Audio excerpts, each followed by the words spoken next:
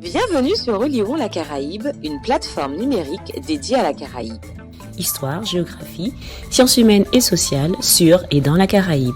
Chaque mois, une vidéo pour raconter et expliquer. À écouter, à regarder et à lire. La société d'habitation est-elle le fondement de la société esclavagiste? La colonisation française commence à Saint-Christophe dès 1625. Tout au long du XVIIe siècle, des colons, au nom de la France, conquièrent et installent des colonies dans quasiment toutes les petites Antilles. Saint-Martin, Saint-Barthélemy, la Martinique, la Guadeloupe, Sainte-Lucie, Saint-Domingue.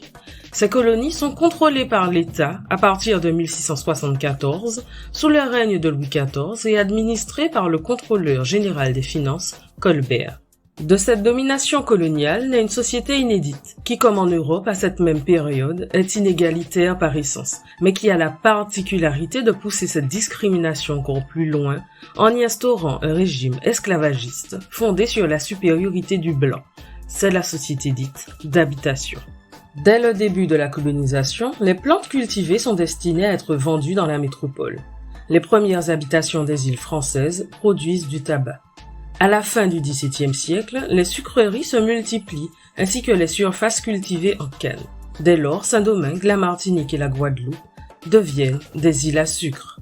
L'habitation est donc très souvent sucrerie, utilisant depuis la fin du XVIIe siècle, à la place des engagés blancs, une main-d'œuvre servile provenant de la traite des Noirs d'Afrique, main-d'œuvre qui arrive toujours plus nombreuse tout au long du XVIIIe siècle dans les colonies françaises d'Amérique. N'oublions pas toutefois que d'autres habitations produisent du café, de l'indigo ou du cacao. Certaines d'entre elles appartiennent à des libres de couleur. De taille moyenne, elles comptent autour d'une 50aine d'esclavisés à Saint-Domingue et moins de 20 en Guadeloupe ou en Martinique. Les plus petites habitations sont vivrières. Parce que la culture de la canne à sucre nécessite un personnel en nombre, tant pour les travaux agricoles que pour la fabrique du sucre, à la fin du XVIIIe siècle, on trouve dans les sucreries en moyenne une centaine d'esclavisés en Martinique ou en Guadeloupe, contre plus de 200 à Saint-Domingue. Plus rarement, certaines d'entre elles peuvent dépasser les 500 hectares et les 300 esclavisés, comme l'habitation Léritz en Martinique en 1792. À Saint-Domingue, quelques-unes atteignent les 1000 serviles pour plus de 700 hectares. L'habitation sucrerie est donc une source de richesse pour les propriétaires. C'est une entité presque autonome, un espace relativement fermé où se côtoient blancs et esclavisés et où règne le maître blanc. C'est donc le lieu de relations complexes entre essentiellement les blancs et les esclaves.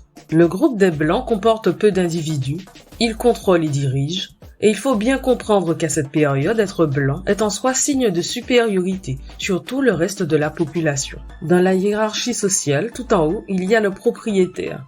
En cas d'absence ponctuelle ou définitive, il est remplacé par le géreur. Ceux-là gèrent et administrent l'habitation et vivent dans la grande maison avec leur famille.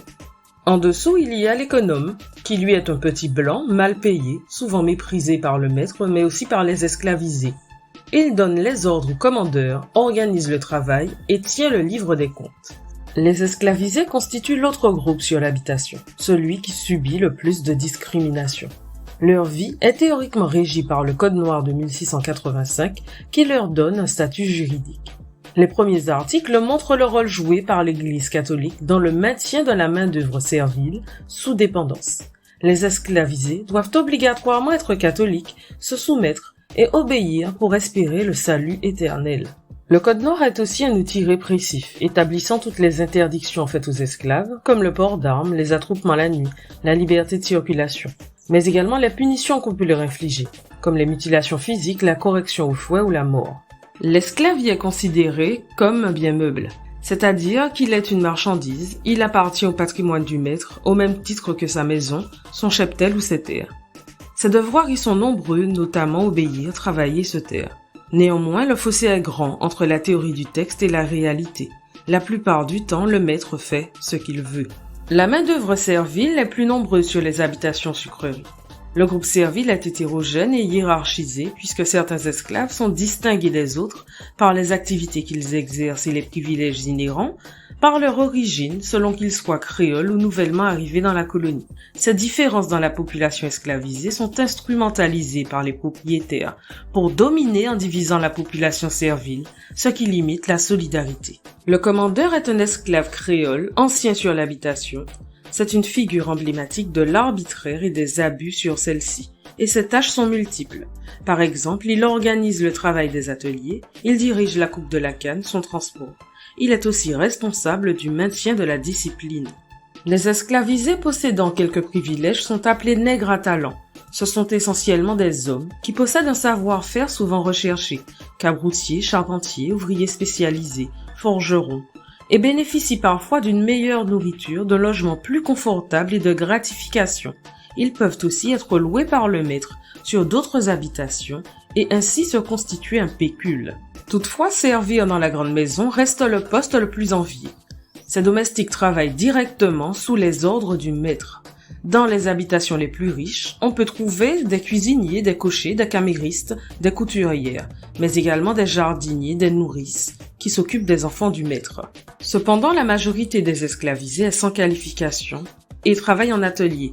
Le grand atelier regroupe une main-d'œuvre adulte et valide, souvent des nouveaux arrivés. Le petit atelier rassemble les vieillards, les infirmes, les enfants.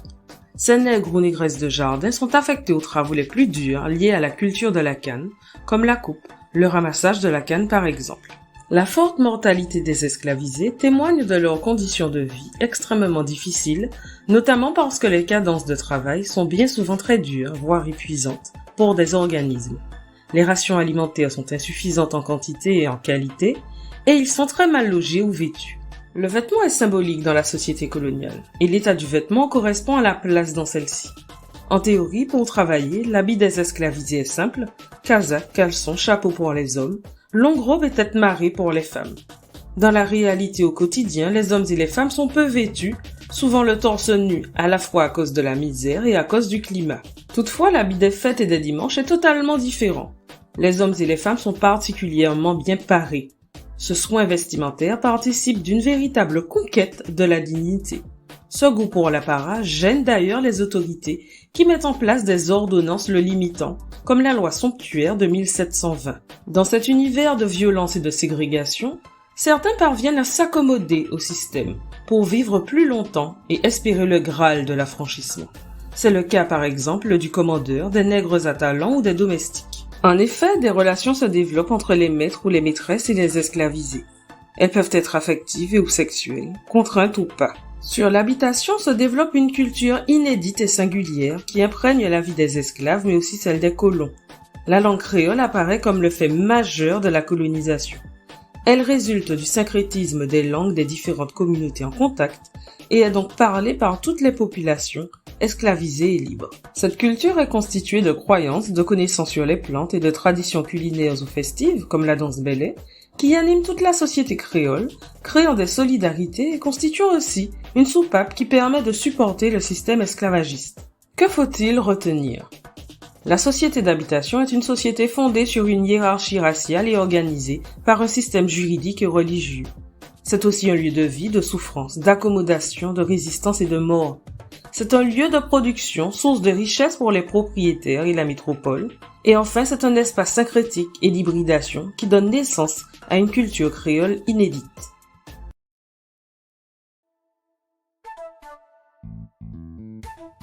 C'était Oliron la Caraïbe, une plateforme dédiée à la Caraïbe sur Facebook, Twitter et Instagram. À écouter, à regarder et à lire.